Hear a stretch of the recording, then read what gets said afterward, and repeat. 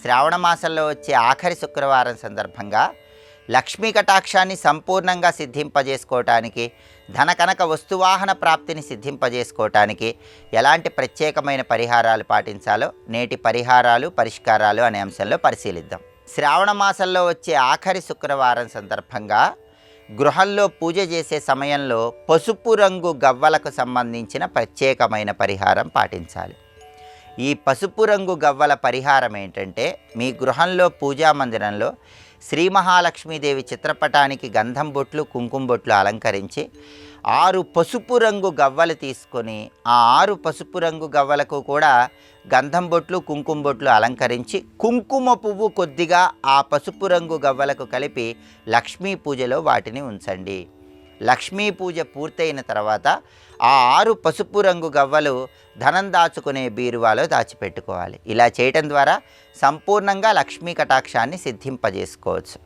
అదేవిధంగా శ్రావణ మాసంలో వచ్చే ఆఖరి శుక్రవారం సందర్భంగా ఈరోజు దగ్గరలో ఉన్నటువంటి అరటి చెట్టు దగ్గరకు వెళ్ళి అరటి చెట్టు మొదట్లో ఆవు నెయ్యితో దీపాన్ని వెలిగించండి. ఇలా చేస్తే విశేషమైన ధనలాభాన్ని సిద్ధింపజేసుకోవచ్చు. అలాగే లక్ష్మీ కమలవాసిన్యై స్వాహ అనే విమల మంత్రాన్ని పఠిస్తూ శ్రీ మహాలక్ష్మీదేవి విగ్రహానికి ఈరోజు ఆవు నెయ్యితో కానీ చెరకు రసంతో కానీ అభిషేకం చేసినట్లయితే లక్ష్మీదేవి సంపూర్ణమైన అనుగ్రహం కలుగుతుంది.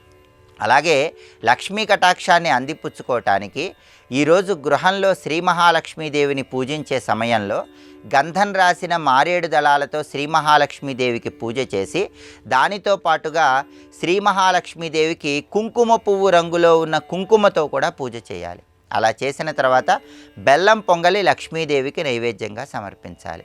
అలాగే లక్ష్మీదేవికి ప్రీతిపాత్రమైనటువంటి అంగారు గంధాన్ని శ్రీ మహాలక్ష్మీదేవి చిత్రపటానికి అలంకరించాలి.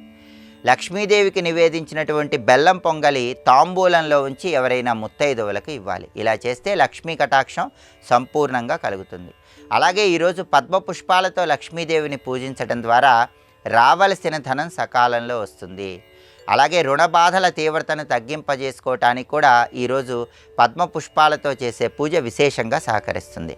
అలాగే ఎండు ఖర్జూరాలు కొన్ని లక్ష్మీ పూజలో ఉంచి లక్ష్మీ పూజ పూర్తయిన తర్వాత ఆ ఎండు ఖర్జూరాలు ఒక పసుపు రంగు వస్త్రంలో కానీ ఎరుపు రంగు వస్త్రంలో కానీ మూటగట్టి ధనం దాచుకునే బీరువాలో దాచిపెట్టుకోండి. ఇలా చేయటం ద్వారా సంపూర్ణంగా లక్ష్మీ కటాక్షాన్ని సిద్ధింపజేసుకోవచ్చు, ఆదాయ మార్గాలు పెంపొందింపజేసుకోవచ్చు. అలాగే ఈరోజు మారేడు మొక్క దగ్గర ప్రత్యేకమైన విధి విధానాలు పాటించాలి. మీకు దగ్గరలో ఉన్నటువంటి మారేడు మొక్క దగ్గరకు వెళ్ళి ఆ మారేడు మొక్క దగ్గర ముగ్గు వేసి అక్కడ ప్రమిదలో ఆవు నెయ్యి పోసి 3 ఒత్తులు వేసి దీపాన్ని వెలిగించాలి. మారేడు మొక్క దగ్గర తీపి పదార్థం నైవేద్యంగా సమర్పించాలి. అగరబత్తులు వెలిగించడం, మారేడు మొక్క దగ్గర ధూపం వేయటం ద్వారా కూడా శ్రీ మహాలక్ష్మీదేవి సంపూర్ణమైన అనుగ్రహానికి ప్రతి ఒక్కరూ సులభంగా పాత్రలు కావచ్చు. అలాగే ఈరోజు గృహంలో బీరువాకు గజలక్ష్మీదేవి చిత్రపటాన్ని అలంకరించడం ద్వారా ఇంటి గుమ్మాలకి పూర్ణ కుంభం గుర్తులు, స్వస్తిక్ గుర్తులు తడి గంధంతో కానీ కుంకుమతో కానీ అలంకరించడం ద్వారా కూడా శ్రీ మహాలక్ష్మీదేవి సంపూర్ణమైన అనుగ్రహం కలుగుతుంది.